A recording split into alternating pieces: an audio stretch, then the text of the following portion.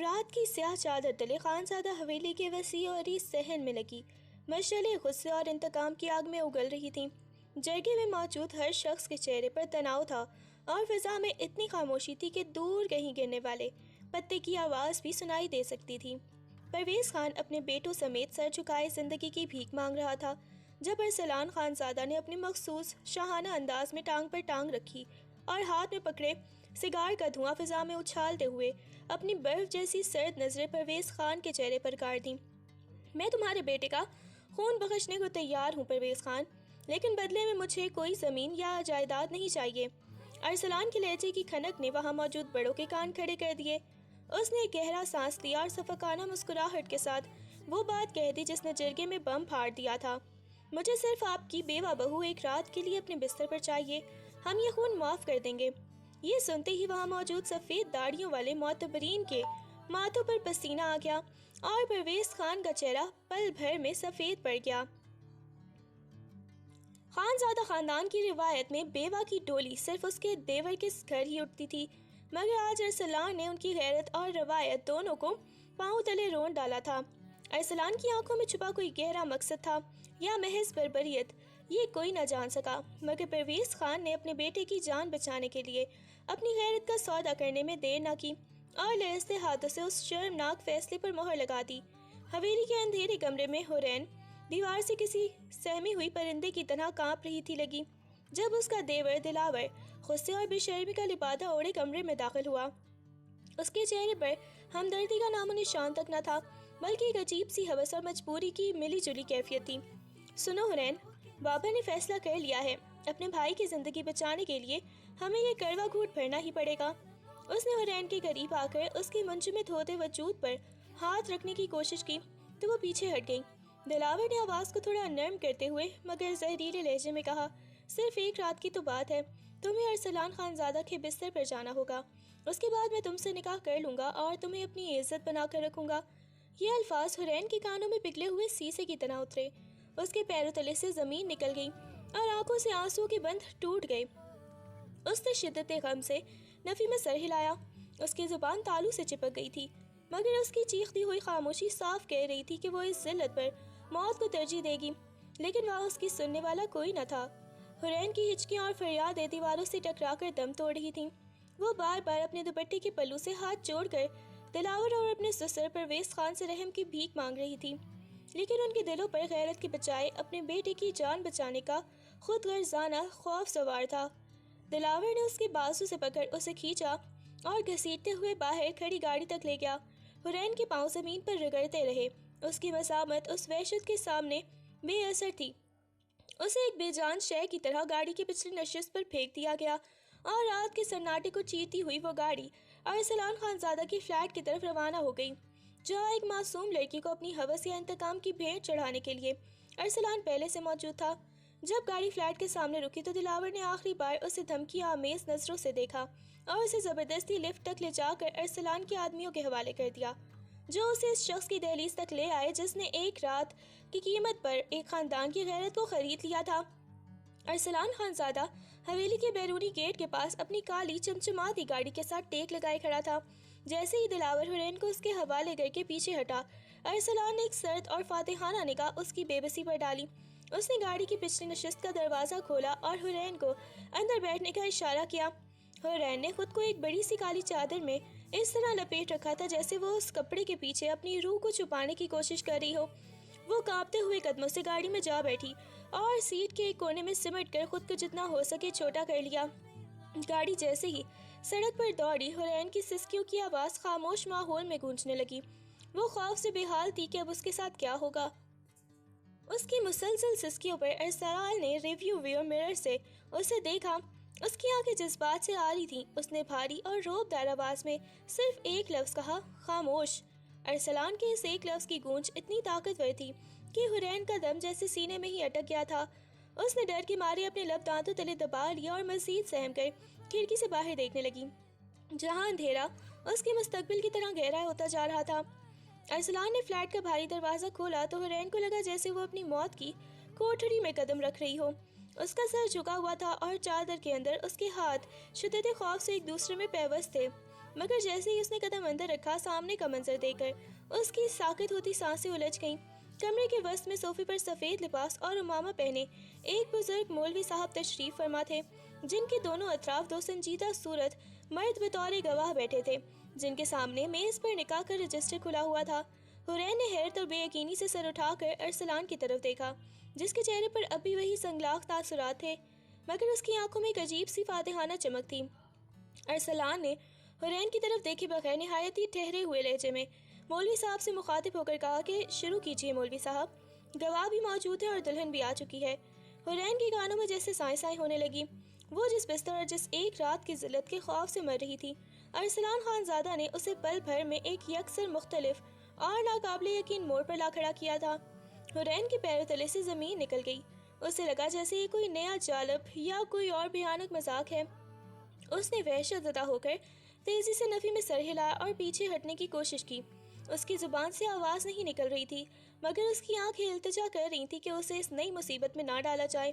ارسلان نے اس کی مزاحمت کو بھانپتے ہوئے ایک دم اپنے مضبوط اعصاب کا مظاہرہ کیا۔ اس نے آگے بڑھ کر حرین کے لرزتے ہوئے وجود کو اپنے ایک مضبوط بازو کے حصار میں لیا اور اسے تقریباً اپنی جانب کھینچتے ہوئے صوفے کی طرف لے آیا۔ حرین نے خود کو چھڑانے کی تگ و دو کی، مگر ارسلان کی گرفت لوہے کی مانند سخت تھی۔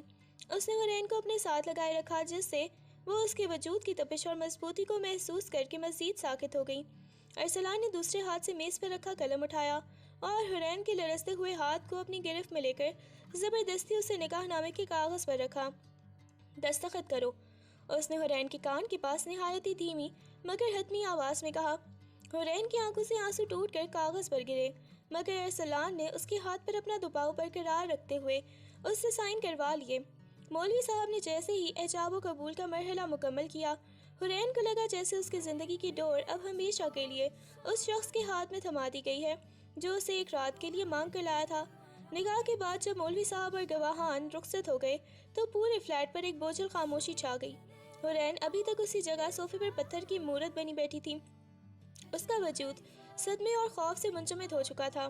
ارسلان نے دروازہ بند کیا اور اس کی چاپ حرین کے دل کی دھڑکنوں کے ساتھ ترتیب پانے لگی۔ وہ آہنی قدموں سے چلتا ہوا اس کے بالکل سامنے آ کر رکا۔ حرین نے ڈر کے مارے اپنی آنکھیں میچ لیں اور چادر کو اپنے وجود کے گرد مزید سختی سے لپیٹ لیا، جیسے وہ پارچہ اسے دنیا کی ہر نظر سے بچا لے گا۔ ارسلان نے کچھ دیر خاموشی سے اس سہمے ہوئے وجود کو دیکھا اور پھر جھک کر اپنے مضبوط ہاتھوں سے اس کی بڑی سی سیاہ چادر کے کناروں کو پکڑا۔ اس نے بغیر کوئی لفظ کہے ایک جھٹکے سے وہ چادر حرین کے سر اور کندھوں سے اتار دی۔ چادر کے ہٹتے ہی حرین کا دم جیسے سینے میں گھٹ گیا۔ وہ دوپٹے کے بغیر صرف قمیص شلوار میں اس کے سامنے بے ڈھال دے بیٹھی تھی۔ اس کا سر جھکا ہوا تھا اور وہ کسی ذبح ہوتی ہوئی قربانی کی طرح کانپ رہی تھی، جبکہ ارسلان کی گہری نظریں اس کے لرزتے ہوئے وجود کا حصار کر رہی تھیں۔ چادر ہٹنے کے بعد حرین نے دونوں ہاتھوں سے اپنے چہرے کو چھپا لیا اور اس کی سسکیوں میں شدت آ گئی، جیسے وہ ان دیواروں میں دب کر مر جانا چاہتی ہو۔ ارسلان اس کے اتنا قریب تھا کہ اس کی گرم سانسیں حرین کی گردن پر محسوس ہو رہی تھیں۔ وہ خاموشی سے اسے دیکھتا رہا، مگر پھر اچانک اس کی نظریں حرین کی گردن اور کندھے کے درمیان حصے پر پڑیں، جہاں لباس سے باہر ابھرتے ہوئے گہرے نیلے اور سیاہ نشانات کسی وحشت کی داستان سنا رہے تھے۔ ارسلان کے جبڑے سختی سے بھینچ گئے اور اس کی آنکھوں میں ایک دم غصے کی لہر دوڑ گئی۔ اس نے آہستگی سے اپنا ہاتھ بڑھایا اور اپنی پوروں سے ان بدصورت زخموں کو چھوا جو کسی بے رحم تشدد کا نتیجہ تھے۔ جیسے ہی ارسلان کی ٹھنڈی پوریں حرین کے حساس جلد پر لگیں، وہ بجلی کے جھٹکے کی طرح تڑپ کر پیچھے ہوئی، مگر ارسلان نے دوسرے ہاتھ سے اس کا بازو تھام کر اسے وہیں ساکت کر دیا۔ اس کا لمس اب ہوس کا نہیں بلکہ ایک عجیب سی تپش اور قرب کا تھا۔ وہ ان زخموں کو اس طرح دیکھ رہا تھا جیسے وہ حرین کے جسم پر نہیں بلکہ اس کے اپنے غرور پر لگے ہوں۔ یہ سب کس نے کیا؟ اس نے دبی دبی آواز میں پوچھا، مگر حرین کے پاس سوائے آنسوؤں کے کوئی جواب نہ تھا۔ ارسلان کی پوروں کا لمس جب ان کے دکھتے ہوئے نشانات پر پڑا تو حرین نے تکلیف اور کرب سے آنکھیں میچ لیں۔ اسے لگا تھا کہ اب تشدد کا ایک نیا سلسلہ شروع ہوگا، لیکن اگلے ہی لمحے جو ہوا اس کے لیے وہ ذہنی طور پر بالکل بھی تیار نہیں تھی۔ ارسلان آہستہ سے جھکا اور اپنے تپتے ہوئے لب حرین کی گردن پر بنے اور نیلے نشانات پر رکھ دیے۔ اس کا یہ عمل کسی ہوس کا نہیں بلکہ ایک ایسی مرہم پٹی کا تھا جس نے حرین کی پورے وجود میں بجلی دوڑا دی۔ حرین کا روتا ہوا دل ایک پل کے لیے دھڑکنا بھول گیا۔ اس کے سسکیاں لبوں کی قید خانے میں دم توڑ گئیں اور وہ ساکت ہو کر رہ گئی۔ ارسلان کے لبوں کی تپش ان زخموں کی کثرت کو جذب کر رہی تھی، جیسے وہ اپنے اس خاموش عمل سے ان تمام اذیتوں کا مداوع کرنا چاہتا ہو جو اس معصوم جان نے سہی تھی۔ حورین نے بے اختیاری میں اس کے مضبوط کندھے پر اپنے لرزتے ہوئے ہاتھ رکھ دیے۔ اسے سمجھ نہیں آ رہا تھا کہ وہ اس شخص سے ڈرے یا اس کے اس غیر متوقع رویے پر یقین کرے۔ ارسلان نے سر اٹھایا تو اس کی آنکھوں میں پہلے جیسی صفاقی نہیں تھی، بلکہ ایک گہرا سمندر تھا جس میں حورین کو اپنی بربادی نہیں بلکہ ایک عجیب سی پناہ نظر آ رہی تھی۔ حورین کی ہچکیاں بند گئیں، اس کا پورا وجود لرز رہا تھا اور آنسو مسلسل اس کے گالوں کو بھگو رہے تھے۔ اس نے ہمت جمع کر کے نہایت ہی نحیف اور لرزتی ہوئی آواز میں سرگوشی کی، مجھے ڈر لگ رہا ہے، پلیز مجھے چھوڑ دیں۔ اس کے لہجے میں موجود معصومیت اور بے بسی ارسلان کے دل کے کسی گوشے کو پگھلا گئی تھی۔ ارسلان نے کوئی جواب دینے کے بجائے اپنے ہاتھ کی انگشت سے شہادت سے نہایت ہی نرمی سے حورین کے کانپتے ہوئے گلابی لبوں پر رکھ دی۔ اس کے اس خاموش اشارے نے حورین کے الفاظ کو وہیں روک دیا اور کمرے میں ایک گہرا سناٹا چھا گیا۔ ارسلان کی نظریں حورین کی بھیگی ہوئی آنکھوں میں گڑی تھیں۔ اس کی انگلی کا دباؤ حورین کے لبوں پر اتنا ہلکا تھا جیسے وہ کسی نازک پنکھڑی کو چھو رہا ہو۔ اس نے اپنا چہرہ حورین کے قریب کیا یہاں تک کہ ان کی سانسیں ایک دوسرے میں الجھنے لگیں، اور اس کے لبوں پر دھری ارسلان کی انگلی نے اسے یہ احساس دلایا کہ اس دیوار کے پیچھے اب کوئی خوف نہیں، بلکہ ایک ایسی طاقت ہے جو اسے دنیا کے ہر طوفان سے محفوظ رکھنے کا ارادہ کر چکی ہے۔ ارسلان نے ایک بار پھر اپنے تپتے ہوئے لب حورین کی گردن پر بنے ان گہرے زخموں پر رکھ دیے، جیسے وہ اپنی تپش سے ان نشانات کو مٹانا چاہتا ہو۔ حورین نے کرب اور بے یقینی سے اپنی آنکھیں موند لیں، جبکہ ارسلان کا سانس اس کی شہرک کے قریب کسی دہکتے ہوئے شعلے کی طرح محسوس ہو رہا تھا۔ وہ چند لمحے وہیں ساکت رہا، پھر سر اٹھائے بغیر ہی اس کی گردن کے قریب ہی نہایت ہی گہری اور دبی ہوئی آواز میں گویا ہوا، تمہیں حاصل کرنے کے لیے مجھے اپنے چھوٹے بھائی کی قربانی دینی پڑی حورین، ورنہ اس گندے خاندان کا خون میں کبھی معاف نہیں کرتا۔ ارسلان کے ان الفاظ نے حورین کے پورے وجود کو برف کر دیا۔ اس نے دھیرے سے سر اٹھایا اور اپنی نمناک آنکھوں سے ارسلان کے پتھریلے چہرے کو دیکھا، جہاں انتقام اور جنون کی ایک عجیب سی داستان رقم تھی۔ ارسلان نے اس کی آنکھوں میں جھانکتے ہوئے بات جاری رکھی، ان لوگوں نے تمہارے ساتھ جو کیا ہے اس کی قیمت تو انہیں چکانی ہی تھی، لیکن تمہیں اس دوزخ سے نکالنے کے لیے میں نے اپنے لہو کا سودا کیا ہے۔ حورین کو اب سمجھ آ رہا تھا کہ ارسلان خانزادہ کا وہ لرزہ خیز مطالبہ محض ہوس کا نہیں بلکہ ایک بہت بڑی چال تھی جس کے پیچھے اس کا اپنا کوئی گہرا دکھ چھپا ہوا تھا۔ اس نے حورین کے چہرے کو اپنے دونوں ہاتھوں کے پیالے میں بھرا اور سرد لہجے میں کہا، اب تم خانزادہ کی قید میں ہو یا پناہ میں یہ تمہیں وقت بتائے گا، مگر ان کے پاس تم اب مر کر بھی واپس نہیں جاؤ گی۔ ارسلان نے جب حورین کے لباس کی آستینوں اور دامن سے باہر جھانکتے مزید نیلے اور سیاہ نشانات دیکھے تو اس کے ماتھے پر غصے کی لہر دوڑ گئی۔ اس کا دل چاہا کہ ابھی جا کر ان لوگوں کے ہاتھ قلم کر دے۔ اس نے حورین کے لرزتے ہوئے ہاتھوں کو اپنی مضبوط ہاتھوں میں تھاما اور نہایت ہی سنجیدگی سے اس کی آنکھوں میں آنکھیں ڈال کر پوچھا، حورین یہ سب کس نے کیا؟ یہ تمہارے پورے وجود پر ظلم کی داستان کس نے لکھی ہے؟ ارسلان کی آواز میں ایسی گرج تھی جو کسی مجرم کو ڈھونڈ نکالنے کا تہیہ کیے ہوئے تھی۔ حورین نے ایک دم اپنے ہاتھ اس کی گرفت سے چھڑانے کی کوشش کی اور ڈر کے مارے نظریں جھکا لیں۔ اس کے ذہن میں دلاور کا وحشیانہ چہرہ اور سسر کی دھمکیاں گردش کرنے لگیں۔ اسے لگا کہ اگر اس نے سچ بتایا تو وہ لوگ اسے زندہ چھوڑیں گے نہیں۔ وہ بری طرح کانپنے لگی اور نفی میں سر ہلاتے ہوئے پیچھے ہٹنے لگی۔ اس کے لب سلے ہوئے تھے اور خوف کے مارے آواز گلے میں ہی گھٹ کر رہ گئی تھی۔ ارسلان نے اسے مزید پریشان دیکھ کر اس کے کندھوں کو تھاما، مگر حورین نے ہچکیاں لیتے ہوئے صرف اتنا کہا، خدا کے لیے مجھ سے کچھ نہ پوچھیں، وہ مجھے مار ڈالیں گے، وہ بہت ظالم لوگ ہیں۔ اس کی خاموشی اور وہ خوف زدہ نظریں ارسلان کو وہ سب بتا رہی تھی جو زبان کہنے سے کتراتی تھی، اور ارسلان کے جبڑے سختی سے بھینچ گئے کیونکہ اسے معلوم ہو چکا تھا کہ اس معصوم پر ہونے والے ظلم کے پیچھے وہی چہرے ہیں جن کو وہ اب خاک میں ملانے کا ارادہ کر چکا تھا۔ ارسلان خانزادہ کے سینے میں اشتعال کا ایک طوفان مچا ہوا تھا، مگر حورین کی حالت دیکھ کر اس نے اپنے غصے کو ضبط کیا۔ وہ خاموشی سے اٹھا اور کمرے کی دراز سے مرہم کی ڈبی اور روئی نکال لایا۔ حورین ابھی تک صوفے کے کونے میں سمٹی خود کو چادر کے بغیر ادھورا محسوس کر رہی تھی۔ اس کے آنسو تھمنے کا نام نہیں لے رہے تھے۔ ارسلان دوبارہ اس کے سامنے بیٹھا اور بغیر کسی جھجک کے اس کے کندھے سے شرٹ کو تھوڑا نیچے سرکایا۔ حورین نے ہچکچاتے کر اپنے لرزتے ہاتھوں سے اسے روکنا چاہا، مگر ارسلان کی ایک سرد اور حکم بھرپور نظر نے اسے ساکت کر دیا۔ اس نے نہایت ہی نفاست اور نرمی سے مرہم اپنی انگلی پر لگایا اور حورین کی گردن کے پاس موجود گہرے نشان پر لگانا شروع کیا۔ وہ جیسے جیسے مرہم لگاتا حرین کے وجود میں ایک عجیب سی لہر دوڑ جاتی۔ ارسلان کا لمس اتنا ٹھنڈا اور مرہم اتنا سکون دہ تھا کہ اس کی تکلیف میں تھوڑی کمی آنے لگی۔ گردن کے بعد ارسلان نے اس کے سینے کے اوپری حصے پر موجود ان زخموں کی طرف توجہ دی جو اسے کسی سخت چیز کے لگنے سے نیلے پڑ چکے تھے۔ جب ارسلان کے ہاتھ حرین کے نازک وجود کے ان حصوں کو چھونے لگے جو ہمیشہ پردے میں رہے تھے تو حرین کا چہرہ اور گردن حیا اور شرم سے لال سرخ ہو گئی۔ اس کی آنکھیں جھک گئیں اور سانسیں بے ترتیب ہونے لگیں۔ اسے سمجھ نہیں آ رہا تھا کہ وہ اس غربت پر احتجاج کرے یا اس سکون کو محسوس کرے۔ ارسلان کے چہرے پر کوئی ہوس نہیں تھی، وہ تو بڑی سنجیدگی اور توجہ سے ان زخموں کا مداوع کر رہا تھا جیسے کسی قیمتی شے کی مرمت کر رہا ہو۔ جب ارسلان کی انگلیاں اس کے سینے کے قریب ایک گہرے زخم پر لگی تو حرین نے سسک کر اپنے لب دانتوں تلے دبا لیے۔ اس کی رنگت تمتما اٹھی تھی۔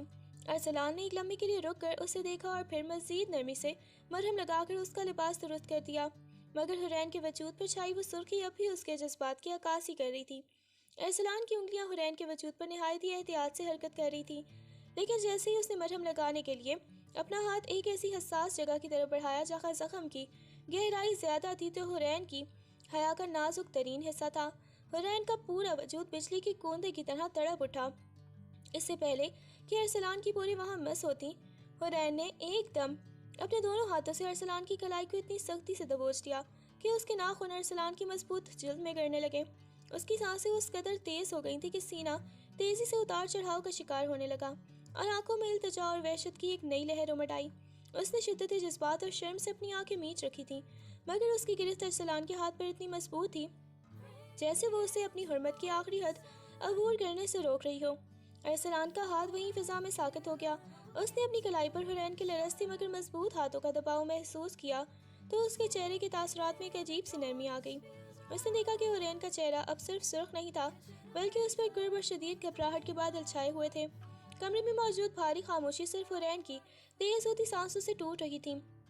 ارسلان نے حرین کے چہرے کی طرف دیکھا جو ابھی تک بند آنکھوں کے ساتھ نفی میں سر ہلا رہی تھی، جیسے وہ بن کہے اسے رک جانے کی التجا کر رہی ہو۔ ارسلان نے اپنا دوسرا ہاتھ نہایت ہی آہستگی سے حرین کے ان ہاتھوں پر رکھا جنہوں نے اس کی کلائی کو دبوچ رکھا تھا، اور اسے یہ احساس دلانے کی کوشش کی کہ وہ کوئی درندہ نہیں بلکہ اس کے زخموں کا محافظ ہے۔ اس لمحے حرین کی وہ گرفت ارسلان کے لیے محض ایک رکاوٹ نہیں تھی بلکہ یہ اس کے ٹوٹے ہوئے اعتبار کی وہ پہلی پکار تھی جسے ارسلان نے پوری سنجیدگی سے محسوس کیا تھا۔ ارسلان نے جب دیکھا کہ حرین کا پورا وجود قرب اور شرم کی شدت سے ٹوٹ رہا ہے تو اس نے مرہم کی ڈبی ایک طرف رکھی اور نہایت ہی نرمی سے اس کے لرزتے ہوئے ہاتھوں کو اپنی کلائی سے ہٹایا۔ حرین ابھی کچھ سمجھ پاتی کہ ارسلان نے اسے نہایت ہی احتیاط سے اپنے مضبوط بازوں میں بھرا اور اسے صوفے سے اٹھا کر اپنے ساتھ لگا لیا۔ اس نے حرین کو اس طرح اپنے اوپر لٹایا کہ اس کا سر ارسلان کے چوڑے سینے پر تھا اور وہ مکمل طور پر اس کے حصار میں آ گئی۔ حرین نے پہلے تو بدک کر خود کو چھڑانے کی کوشش کی، مگر ارسلان کے وجود کی تپش اور اس کے دل کی دھڑکنوں کی یکساں ترتیب نے اس کے حواس کو ساکت کر دیا۔ ارسلان نے اپنا ایک ہاتھ حرین کی کمر پر رکھا اور نہایت ہی آہستگی سے اس کی پشت کو دھیرے دھیرے سہلانے لگا۔ اس کی انگلیاں حرین کی ریڑھ کی ہڈی پر کسی مرہم کی طرح چل رہی تھیں، جیسے وہ اس کے اندر چھپے تمام خوف اور تھکن کو نچوڑ لینا چاہتا ہو۔ حرین کی سسکیاں جو اب تک اس کے گلے میں پھنسی ہوئی تھیں آہستہ آہستہ دم توڑنے لگیں اور اس نے بے اختیاری میں اپنا چہرہ ارسلان کے سینے میں چھپا لیا۔ ارسلان کا یہ انداز اس کے لیے بالکل نیا تھا۔ وہ شخص جس نے اسے ایک رات کے لیے مانگا تھا وہ اب اسے کسی چھوٹے بچے کی طرح سہلا کر سکون دے رہا تھا۔ کمرے کے نیم اندھیرے میں ارسلان کا ہاتھ مسلسل اس کی پشت پر گردش کرتا رہا جس سے حرین کے مجمد اعصاب پگھلنے لگے۔ اس سہلاہٹ میں اسے ایک ایسا جادو تھا کہ حرین کو برسوں بعد خود کو محفوظ ہونے کا احساس ہوا۔ ارسلان نے اس کے بالوں میں اپنی انگلیاں پھنسائیں اور لب اس کی سر پر رکھ دیے، جبکہ اس کا دوسرا ہاتھ ابھی اسے سکون پہنچانے کے لیے اس کی پشت کو سہلا رہا تھا، یہاں تک کہ حرین کی سانسیں ہموار ہونے لگیں اور وہ اسی کے سینے پر اپنی آنکھیں مونتی چلی گئیں۔ ارسلان نے اسے خود سے جدا نہیں کیا بلکہ اسے اپنی باہوں میں سمیٹے اس ظلم کا حساب سوچنے لگا جس نے اس پھول جیسی لڑکی کو مرجھا کر رکھ دیا تھا۔ اگلی صبح جب سورج کی پہلی کرنیں خانزادہ حویلی کے برآمدے کو چھوا تو فضا میں ایک عجیب سی سنگینی تھی۔ ارسلان کے والد خانزادہ بہادر خان جو اپنی وفاداری اور اصول پسندی کی وجہ سے پورے علاقے میں معتبر مانے جاتے تھے، لاؤنج میں ٹہل رہے تھے۔ جیسے ہی ارسلان سیڑھیاں اتر کر نیچے آیا، بہادر خان نے اپنی بھاری آواز میں اسے ٹوکا، یہ تم نے کیا کیا ارسلان؟ جرگے میں اتنا بڑا مطالبہ لوگ کہہ رہے ہیں کہ تم نے ونی کی رسم کو دوبارہ زندہ کر دیا ہے۔ انہوں نے تعصب سے سر ہلاتے ہوئے اپنے بیٹے کی آنکھوں میں دیکھا۔ ہم ہمیشہ ان فرسودہ رسومات اور ونی کے خلاف رہے ہیں ارسلان۔ ہمارے خاندان کی تاریخ گواہ ہے کہ ہم نے کبھی عورتوں کو انتقام کی بھیٹ نہیں چڑھایا۔ تم نے ایک بیوہ لڑکی کو اپنی انا کی خاطر اس طرح یہاں لا کر ہماری پگڑی کو اچھال دیا ہے۔ ارسلان کے چہرے پر ایک سرد سکون طاری تھا۔ اس نے اپنے باپ کے غصے کو خاموشی سے سنا اور پھر نہایت ہی وقار سے ان کے قریب آ کر کھڑا ہو گیا۔ بابا، آپ کو لگتا ہے کہ آپ کا بیٹا اتنا گر گیا ہے کہ وہ کسی معصوم کو ونی بنا کر لائے گا؟ ارسلان نے مدھم مگر پرعزم لہجے میں کہا۔ ونی نہیں ہوئی بابا، میں نے اسے تحفظ دیا ہے۔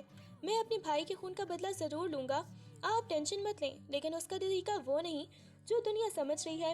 وہ لڑکی، وہ حورین، وہ ان ظالموں کے جنگل میں ایک زندہ لاش بن چکی تھی۔ ارسلان نے کھڑکی سے باہر دیکھتے ہوئے اپنی مٹھی بھینچ لی۔ میں نے اسے ان درندوں کے حصار سے نکالا ہے بابا، اس کے پورے وجود پر ان کے ظلم کے نشانات ہیں۔ اگر میں اسے ایک رات کے بہانے وہاں سے نہ لاتا تو وہ اسے مار ڈالتے۔ وہ اب میری ذمہ داری ہے، میں جانتا ہوں میں کیا کر رہا ہوں۔ آپ بس مجھ پر بھروسہ رکھیں، میں ان ظالموں کو ان کے کیے کی وہ سزا دوں گا کہ ان کی نسلیں یاد رکھیں گی، مگر اس معصوم کو اب کوئی آنکھ اٹھا کر بھی نہیں دیکھ سکے گا۔ بہادر خان اپنے بیٹے کے لہجے میں چھپی اس گہری ہمدردی اور عزم کو دیکھ کر خاموش ہو گئے۔ انہیں احساس ہوا کہ ارسلان نے ایک بہت بڑا جوا کھیلا ہے، مگر اس کا مقصد اتنا ہی پاکیزہ تھا جتنا اس کا غصہ شدید۔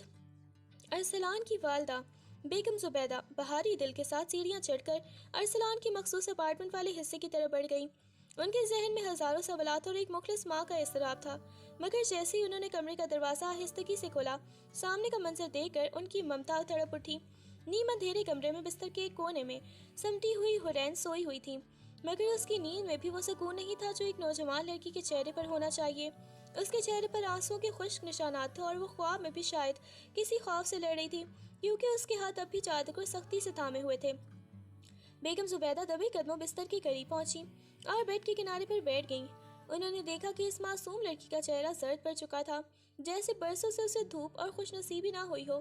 ایک گہرا سانس لیتے ہوئے انہوں نے اپنا کانپتا ہوا ممتا بھرا ہاتھ حورین کے بکھرے ہوئے ریشمی بالوں پر رکھا اور نہایت ہی شفقت سے ان میں انگلیاں چلانے لگیں۔ بالوں کی سہلاہٹ نے شاید حورین کے لاشعور کو یہ احساس دلایا کہ اب وہ کسی محفوظ حصار میں ہے، کیونکہ اس کے چہرے کا تناؤ دھیرے دھیرے کم ہونے لگا۔ بیگم زبیدہ کی آنکھوں میں آنسو آ گئے جب انہوں نے اس کے گالوں پر موجود زردی کو قریب سے دیکھا۔ وہ تھوڑا سا آگے جھکی اور حورین کی ٹھنڈی پیشانی پر اپنی محبت اور دعاؤں بھرا بوسہ ضبط کر دیا۔ اس ایک لمس میں وہ تمام تسلی تھی جو ایک ماں اپنی بیٹی کو دے سکتی ہے۔ حورین نے نیند میں ہی ایک گہرا سانس لیا، جیسے اسے مدتوں بعد کسی نے بنا کسی مطلب اور لالچ کے پیار کیا ہو۔ بیگم زبیدہ وہیں بیٹھی اسے دیکھتی رہیں اور دل ہی دل میں ارسلان کے اس فیصلے کو سراہنے لگیں، کیونکہ وہ سمجھ چکی تھیں اس کلی کو کسی بستر کی زینت بنانے کے لیے نہیں، بلکہ کسی درندے کی گرفت سے بچانے کے لیے ارسلان اسے اس گھر میں لے کر آیا ہے۔ ان کا دل گواہی دے رہا تھا کہ اب یہ لڑکی اس گھر کی مظلوم بہو نہیں، بلکہ ان کے اپنے جگر کا ٹکڑا بن کر رہے گی۔ حورین نے جیسے ہی اپنی بوجھل آنکھیں کھولیں اور اپنے سامنے ایک اجنبی مگر باوقار خاتون کو دیکھا تو وہ کسی بجلی کی جھٹکے کی طرح بستر پر تڑپ کر آخری کونے تک سمٹ گئی۔ اس کی سانسیں ایک دم اکھڑ گئیں اور اس نے اپنی چادر کو دیوانہ وار اپنے گرد لپیٹ لیا۔ اس کی آنکھیں خوف سے پھیلی ہوئی تھی، جیسے اسے لگ رہا ہو کہ اب یہاں کسی بھی امتحان کا یا تانے کا سامنا کرنا پڑے گا۔ بیگم زبیدہ نے اسے یہ وحشت دیکھی تو ان کا کلیجہ منہ کو آ گیا۔ وہ سمجھ گئیں کہ یہ معصوم لڑکی ان ظالموں کے ہاتھ کس قدر ذہنی اور جسمانی اذیت سہ کر آئی ہے کہ اسے اپنے اپنوں کی شفقت سے بھی ڈر لگ رہا ہے۔ ڈر نہیں میری جان، میں تمہاری ماں جیسی ہوں۔ بیگم زبیدہ نے اسے تسلی دینے کی کوشش کی، مگر حورین کی کپکپاہٹ کم نہ ہوئی۔ اسے سہمے ہوئے دیکھ کر بیگم زبیدہ مزید اسے پریشان نہیں کرنا چاہتی تھیں، اس لیے وہ ایک گہری اور افسردہ نظر اس پر ڈال کر کمرے سے باہر نکل آئیں۔ باہر کوریڈور میں ارسلان دیوار سے ٹیک لگائے خاموش کھڑا تھا، جیسے اپنی ماں کے رد عمل کا انتظار کر رہا ہو۔ بیگم زبیدہ نے پاس آ کر اس کے بازو پر ہاتھ رکھا۔ ان کی آنکھیں نم تھیں۔ ارسلان وہ لڑکی نہیں بلکہ ایک زخمی روح ہے، انہوں نے بھرائی ہوئی آواز میں کہا۔ میں نے اس کی آنکھوں میں وہ خوف دیکھا ہے تو انسان کو جیتے جی مار دیتا ہے۔ وہ ان درندوں کے حصار سے تو نکل آئی ہے، مگر اس کا ڈر ابھی اس کے اندر قید ہے۔ انہوں نے ارسلان کی آنکھوں میں جھانک کر تاکید کی۔ اس کا بہت خیال رکھا کرو ارسلان، اسے اب کسی تلخ لہجے یا سختی کی ضرورت نہیں، اسے صرف تمہارے احساس اور توجہ کی ضرورت ہے۔ اسے یقین دلاؤ کہ وہ یہاں محفوظ ہے، ورنہ یہ خوف اسے اندر سے ختم کر دے گا۔ ارسلان نے اپنی ماں کی بات سن کر ایک گہرا سانس لیا اور اپنی نظریں جھکا لیں۔ اس کے چہرے کی سختی برقرار تھی مگر خاموشی بتا رہی تھی کہ وہ اپنی ماں کی کہی ہوئی ایک ایک بات کو اپنے دل پر نقش کر چکا ہے۔ اس نے بنا کچھ کہے لفظ میں صرف سر ہلایا، مگر اس کے ذہن میں حرین کی وہ سہمی ہوئی صورت گھوم گئی جسے اب اسے دنیا کے ہر طوفان سے بچانا تھا۔ ارسلان ملازمہ کے پیچھے کمرے میں داخل ہوا جس کے ہاتھ میں کھانے کی ٹرے تھی۔ حرین ابھی تک صوفے کے کونے میں سر جھکائے بیٹھی تھی، جیسے اس کی آمد سے اسے ایک بار پھر اپنی کمزوری کا احساس ہوا ہو۔ ارسلان نے ملازموں کو اشارہ کیا کہ وہ کھانا میز پر رکھ کر چلی جائے، اور جب وہ باہر نکل گئی تو ارسلان نے خاموشی سے حرین کی طرف دیکھا جو اپنی انگلیاں مروڑ رہی تھی۔ کھانا کھا لو، تم نے کل سے کچھ نہیں کھایا، اس نے سادہ مگر حتمی لہجے میں کہا۔ حرین نے کوئی جواب نہ دیا، بس اس کا سر جھکا ہوا جو تھا وہ مزید جھک گیا۔ ارسلان جانتا تھا کہ وہ اس وقت کس ذہنی کیفیت سے گزر رہی ہے۔ وہ وہاں سے ہٹا اور اپنے موبائل سے اپنی بھابھی کو میسج کیا جو اس حویلی میں اس کے سب سے زیادہ قریب تھی۔ تھوڑی ہی دیر میں اس کی بھابھی چند خوبصورت اور نفیس ڈریسز لے کر کمرے کے باہر پہنچی۔ ارسلان نے دروازے پر جا کر وہ ڈریسز لی اور واپس مڑ کر حرین کے سامنے بیڈ پر رکھ دیے۔ یہ کچھ کپڑے ہیں، میری بھابھی نے تمہارے لیے بھیجے ہیں، اپنے یہ پرانے کپڑے بدلو اور سکون سے کھانا کھاؤ۔ اس نے ان کپڑوں کی طرف اشارہ کرتے ہوئے کہا جن پر ابھی تک ان ظالموں کے چھوڑے جانے کی گرد باقی تھی۔ حرین ان ریشمی اور نئے کپڑوں کو دیکھا تو اسے پہلی بار اپنی زندگی کے اس بدترین موڑ پر پہلی بار کسی کی فکر اور عزت کا احساس ہوا۔ ارسلان نے اسے مزید پریشان نہ کرنے کی خاطر کمرے سے باہر قدم بڑھا دیے، مگر جاتے ہوئے اس کی نظریں ایک پل کے لیے حرین کے اس معصوم چہرے پر ٹھہری جہاں اب خوف کے ساتھ ساتھ ایک انجانی سی حیرت بھی جگہ بنا رہی تھی۔ کمرے میں موجود خاموشی ابھی حرین کے دل کو تھوڑا قرار دے ہی رہی تھی کہ اچانک نیچے حویلی کے صحن سے بلند ہونے والی وحشیانہ آوازوں نے فضا کے سکون کو تہہ و بالا کر دیا۔ دلاور اپنے چند مسلح ساتھیوں کے ساتھ گیٹ پر کھڑا دہاڑ رہا تھا۔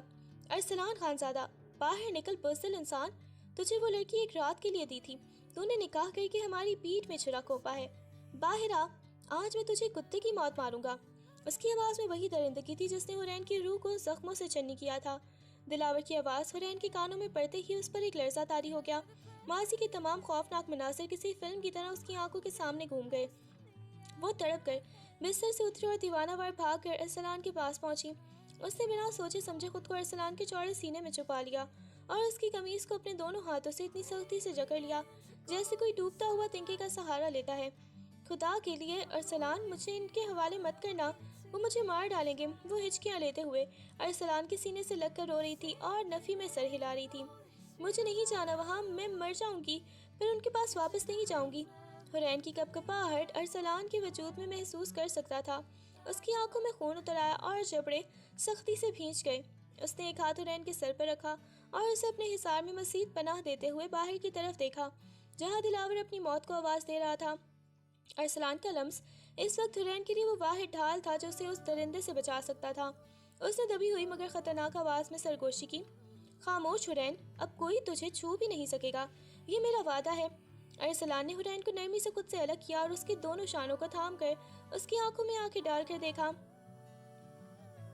جن میں سے وقت صرف موت کا خوف رقص کر رہا تھا۔ تم یہاں سے ہلنا مت، اس نے ایک فیصلہ کن لہجے میں کہا اور کمرے سے باہر نکل گیا۔ اس کے قدموں کی چاپ میں وہ غیظ و غضب تھا جو کسی آنے والے طوفان کا پیش خیمہ ہوتا ہے۔ جیسے ہی ارسلان حویلی کے برآمدے میں پہنچا، سامنے دلاور کو دیکھ کر اس کا خون جوش مارنے لگا۔ دلاور ابھی تک مغلظات بک رہا تھا، مگر جیسے ہی ارسلان کی ہیبت ناک شخصیت اس کے سامنے آئی، اس کے ساتھیوں کے ہاتھ خود بخود اسلحے پر جم گئے۔ ارسلان نے سیڑھیوں پر کھڑے ہو کر نیچے کھڑے دلاور پر اپنی عقابی نظریں گاڑ دیں اور ایک ایسی دھاڑ ماری کہ پورے صحن میں سناٹا چھا گیا۔ دفع ہو جاؤ یہاں سے، اس سے پہلے کہ میرا صبر جواب دے جائے اور میں بھول جاؤں کہ تم کس کے بھائی تھے۔ ارسلان کی آواز میں چھپی نفرت اور حقارت دلاور کے چہرے پر تھپڑ کی طرح لگی۔ اس نے ایک قدم نیچے بڑھایا اور گرج کر بولا، حرین کا اب تم سے یا تمہارے اس غلیظ خاندان سے کوئی لینا دینا نہیں ہے۔ وہ اب ارسلان خانزادہ کی منکوحہ ہے، اس گھر کی عزت ہے۔ اگر اب تمہاری زبان سے اس کا نام بھی نکلا تو یاد رکھنا میں وہ زبان کھینچ لوں گا۔ دلاور نے غصے سے دل ملا کر آگے بڑھنا چاہا، مگر ارسلان کی آنکھوں میں جلتی انتقام کی آگ دیکھ کر اس کے قدم رک گئے۔ ارسلان نے اپنی پستول نکال کر عین سامنے کی اور سرد لہجے میں کہا، ایک رات کا سودا تم نے کیا تھا، میں نے تو اسے زندگی دی ہے، اب اگر تم نے اس حویلی کی دیوار کی طرف بھی دیکھا تو تمہارا جنازہ یہاں سے اٹھے گا۔ نکل جاؤ یہاں سے، اس سے پہلے کہ میں تمہارے خون سے یہ صحن رنگ دوں۔ ارسلان کا غصہ اس قدر شدید تھا کہ دلاور اور اس کے کارندے پیچھے ہٹنے پر مجبور ہو گئے۔ جبکہ اوپر کمرے میں کھڑکی کے پیچھے چھپی حورین لرزتے ہاتھوں سے ارسلان کی اس ڈھال کو دیکھ رہی تھی جو آج اس کی بقا کی جنگ لڑ رہا تھا۔ اس کہانی میں اب ایک ایسا موڑ آنے والا تھا جو برسوں پرانے دیے ہوئے زخموں کو پھر سے تازہ کرنے والا تھا۔ ارسلان جب واپس کمرے میں آیا تو حورین ابھی اسی طرح سہمی ہوئی تھی، مگر ارسلان کی نظروں میں اس کے لیے اب صرف ہمدردی نہیں بلکہ ایک دیرینہ اپنائیت اور دکھ بھی شامل ہو چکا تھا۔ دراصل حورین کوئی اجنبی نہیں تھی، وہ ارسلان کی سگی پھپھو کی بیٹی تھی۔ برسوں پہلے ارسلان کے باپ کی بہن کا نکاح اسی ظالم خاندان میں ہوا تھا جہاں ان پر اس قدر مظالم ڈھائے گئے کہ جب حورین کی پیدائش ہوئی تو وہ ان کی ستم سہتے سہتے دم توڑ گئیں۔ ارسلان کے خاندان نے بہت کوشش کی کہ وہ اپنی بہن کی آخری نشانی یعنی حورین کو اپنے پاس لے آئیں، مگر ان سنگ دل لوگوں نے حورین کی دشمنی کی آگ میں جلانے کے لیے اپنے پاس ہی رکھا انہیں اور اسے کبھی ننیال سے ملنے نہ دیا۔ ارسلان نے اسے پہلی بار تب دیکھا تھا جب وہ جوان ہو رہی تھی۔ وہ اسے دور سے دیکھتا، اس کی معصومیت اور ان آنکھوں میں چھپا قرب سے اسے تڑپا دیتا تھا۔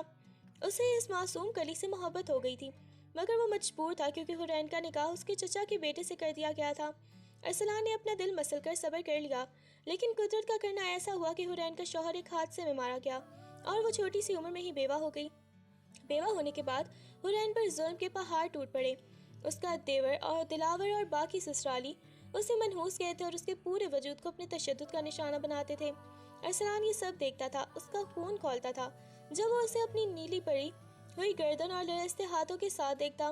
اسی لیے جب اس کے بھائی کے قتل کا معاملہ اٹھا تو ارسلان نے جرگے میں ایک رات کا وہ بھیانک مطالبہ صرف اس لیے کیا تھا تاکہ وہ حورین کو قانونی طور پر اس جہنم سے نکال سکے۔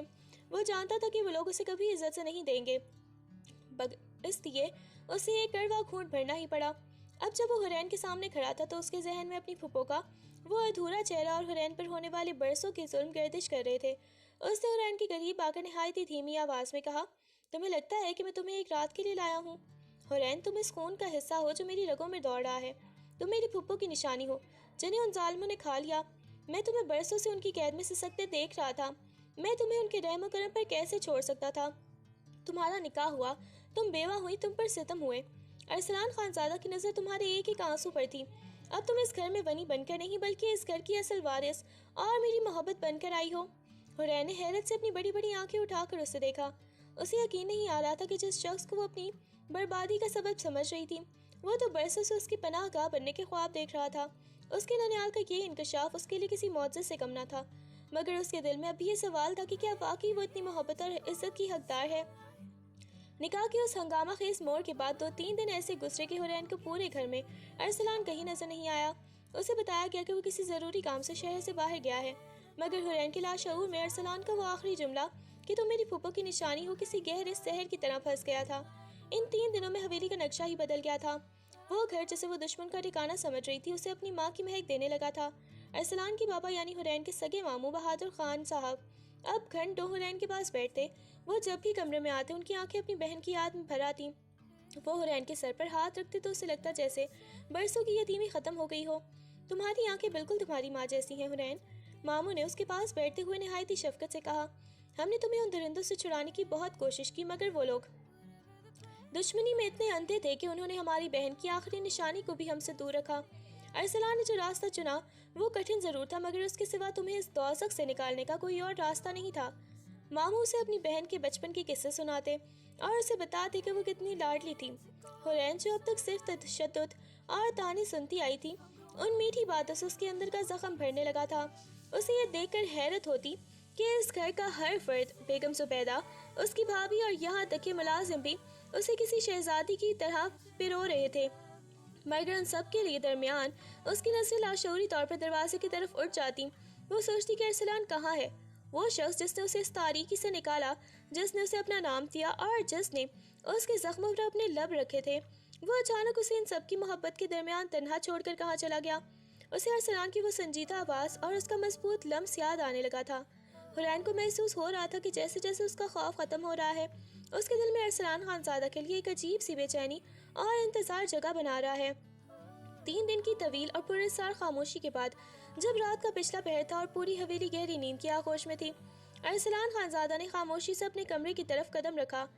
کمرے میں مدھم سی روشنی تھی جو حورین کے چہرے پر پڑ رہی تھی۔ وہ ان 3 دنوں میں پہلی بار اتنی پرسکون نیند سو رہی تھی۔ اس کے چہرے پر اب وہ وحشت نہیں تھی بلکہ ماموں اور ممانی کی شفقت نے اسے ایک انجانا سا قرار دے دیا تھا۔ اس کی زلفیں ماتھے پر بکھری ہوئی تھیں اور وہ چادر میں لپٹی کسی معصوم کلی کی طرح بے خبر سو رہی تھی۔ ارسلان کچھ دیر وہاں کھڑا اسے دیکھتا رہا۔ اس کی تھکی ہوئی آنکھوں میں حرین کو دیکھ کر ایک عجیب سی چمک آ گئی۔ وہ آہستہ سے بستر کے قریب ہوا اور جھک کر نہایت ہی نرمی مگر مضبوطی سے اسے بازوں میں تھام کر اپنی طرف کھینچا۔ حرین کی نیند ایک دم سے ٹوٹ گئی۔ وہ ہڑبڑا کر اٹھنے لگی مگر جیسے ہی اس کے وجود نے ارسلان کے چوڑے سینے کی مانوس تپش اور اس کی مخصوص عطر کی خوشبو کو محسوس کیا، اس کی مزاحمت وہیں دم توڑ گئی۔ ارسلان اسے اپنے حصار میں اس طرح بھرا ہوا تھا کہ ان کے درمیان ہوا کا گزر بھی مشکل تھا۔ حرین نے مدھم روشنی میں ارسلان کے تھکے ہوئے مگر پرکشش چہرے کو دیکھا۔ اس کے لبوں پر سوال تھے مگر ارسلان نے اسے بولنے کا موقع ہی نہ دیا۔ اس نے اپنا چہرہ حرین کے گلابی گال کے قریب کیا اور نہایت ہی پیار اور شدت سے وہاں اپنا بوسہ ضبط کر دیا۔ ارسلان کے لبوں کا لمس حرین کے وجود میں کسی جادو کی طرح سرایت کر گیا۔ اس کی آنکھیں بے اختیاری میں مونتی چلی گئیں۔ بہت یاد کیا تمہیں ان 3 دنوں میں، ارسلان نے اس کے کان کے پاس نہایت ہی دھیمی اور ریشمی آواز میں سرگوشی کی۔ اس کے لہجے میں وہ تمام تھکن اور تڑپ نمایاں تھی جو وہ ان دنوں میں سہ کر آیا تھا۔ حرین کا دل اس کے سینے کی دھڑکنوں کے ساتھ ترتیب پانے لگا۔ اسے محسوس ہوا کہ ارسلان کی یہ قربت اور اس کا یہ پیار بھرا انداز ان تمام زخموں کا بہترین مرہم ہے جو دنیا نے اسے دیے تھے۔ وہ خاموشی سے اس کے سینے سے سر ٹکائے اس سکون کو جذب کرنے لگی جو صرف اور صرف ارسلان کے پاس تھا۔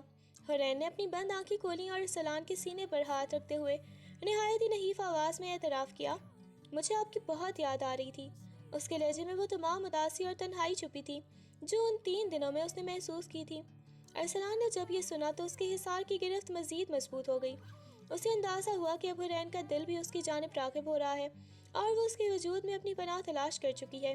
حرین نے اپنی گرفت اس کی قمیص پر مزید سخت کر دی، جیسے اسے ڈر ہو کہ وہ ایک بار پھر اسے تنہا چھوڑ کر کہیں چلا جائے گا۔ اس کی آنکھوں میں وہ پرانا خوف نہیں تھا بلکہ ایک نئی تڑپ اور التجا تھی جو صرف ارسلان کے لیے تھی۔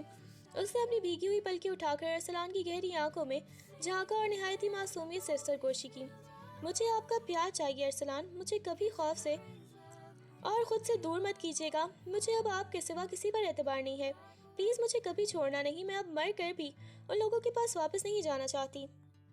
حرین کے الفاظ نے ارسلان کی دل کی دھڑکنوں کو تیز کر دیا۔ اس نے حرین کے چہرے کو دونوں ہاتھوں کے پیالے میں بھرا اور اس کی پیشانی پر ایک طویل اور پرسکون بوسہ دیا۔ اس کی آنکھوں میں حرین کے لیے وہ مان تھا جو ایک محافظ اپنی قیمتی جان کے لیے رکھتا ہے۔ ارسلان نے اسے خود سے تھوڑا دور کیا اور مسکراتے ہوئے اس کی الجھی ہوئی لٹوں کو کان کے پیچھے ارسا، تمہیں چھوڑنے کا مطلب ہے خود کو موت کے حوالے کرنا حرین، اور میں ابھی جینا چاہتا ہوں تمہارے ساتھ، اس نے نہایت ہی دھیمے لہجے میں کہا، پھر شرارت سے اس کی ناک کو چھوا۔ میں ابھی سے سفر سے آیا ہوں، تھوڑی تھکن ہے، میں شاور لے کر آتا ہوں، پھر ہم ڈھیر ساری باتیں کریں گے۔ یہ کہہ کر ارسلان واش روم کی طرف بڑھ گیا مگر مڑ کر ایک بار پھر اس معصوم لڑکی کو دیکھا جو اب اس کے کمرے میں کسی مہکتے ہوئے گلاب کی طرح کھل رہی تھی۔ حرین اسے جاتے دیکھتی رہی اور اس کے چہرے پر پہلی بار ایک ایسی مسکراہٹ آئی جس میں کوئی درد نہیں تھا، صرف سکون اور ارسلان کا دیا ہوا مان تھا۔ ارسلان جب شاور لے کر نکلا تو اس کے گیلے بالوں سے پانی کے قطرے اب بھی ٹپک رہے تھے جس نے اس کی مردانہ وجاہت میں مزید اضافہ کر دیا تھا۔ حرین بیڈ پر بیٹھی اسے ہی دیکھ رہی تھی۔ ارسلان مسکراتے ہوئے اس کے قریب آیا اور تولیہ ایک طرف رکھتے ہوئے اس کے برابر میں بیٹھ گیا۔ حرین نے شرماتے ہوئے اپنا سر اس کے کندھے پر ٹکا دیا اور نہایت ہی دھیمی آواز میں اپنی خواہش کا اظہار کیا، ارسلان، اب میں اس حویلی میں تنہا نہیں رہنا چاہتی، میں چاہتی ہوں کہ یہاں بچوں کی کلکاریاں گونجیں، ہمارا اپنا ایک چھوٹا سا جہان ہو، کیا ہم اپنی زندگی کا نیا آغاز کر سکتے ہیں؟ ارسلان نے حرین کی اس معصومانہ فرمائش پر اسے نہایت ہی محبت سے دیکھا۔ اس نے حرین کو اپنی باہوں میں سمیٹا اور اس کے کان میں سرگوشی کی، تمہاری ہر خواہش میرے لیے حکم ہے حرین، تم نے مجھ سے پیار مانگا ہے اور میں تمہیں اپنی پوری زندگی اور اپنی روح کے تمام وسعتوں کے ساتھ چاہوں گا۔ اس نے حرین کے چہرے کو اوپر اٹھایا اور اس کی تپتی ہوئی آنکھوں میں جھانکا۔ کمرے میں مدھم روشنی اور رات کی خاموشی ان کے جذبات کی گواہ بن گئی۔ ارسلان نے نہایت ہی نرمی سے اس کے لبوں کا لمس محسوس کیا اور پھر وہ غربت کے ان لمحوں میں کھو گئے جہاں ماضی کا ہر دکھ، ہر زخم اور ہر آنسو مٹ گیا۔ وہ رات ان کے ملاپ کی رات تھی جہاں خوف کی جگہ بھروسے نے اور نفرت کی جگہ جنون نے لے لی تھی۔ وقت گزرنے کے ساتھ ساتھ حرین کے تمام زخم نہ صرف جسمانی بلکہ ذہنی طور پر بھی بھر چکے تھے۔ آج حویلی کا وہی صحن جو کبھی خاموش اور اداس رہتا تھا اب ایک ننھے فرشتے کی ہنسی سے گونج رہا تھا۔ ارسلان اور حرین کا بیٹا شاہ زین اپنے دادا بہادر خان کی گود میں کھیل رہا تھا۔ حورین بیلکنی میں کھڑی اپنی خاندان کو دیکھ رہی تھی، مسکرا رہی تھی، جب ارسلان نے پیچھے سے آ کر اسے اپنی گرفت میں لیا۔ کیا سوچ رہی ہو خانزادی؟ اس نے حورین کے کندھے پر ٹھوڑی رکھتے ہوئے پوچھا۔ یہی کہ اللہ نے مجھے ایک دوزخ سے نکال کر اس جنت میں پہنچا دیا۔ حورین نے مڑ کر ارسلان کی آنکھوں میں دیکھا، جن میں آج بھی اس کے لیے وہی پہلے دن والی شدت اور محبت تھی۔ ارسلان نے اسے اپنے ساتھ لگایا اور سامنے کھیلتے ہوئے اپنی بیٹی اور مسکراتے ہوئے اپنے والدین کو دیکھا۔ انتقام کی آگ اب مکمل طور پر بجھ چکی تھی اور اس کی جگہ محبت کے گلاب کھل چکے تھے۔ ارسلان خانزادہ نے نہ صرف اپنا بدلہ لیا تھا بلکہ اپنی محبت کو وہ مقام دیا تھا جس کی وہ حقدار تھی۔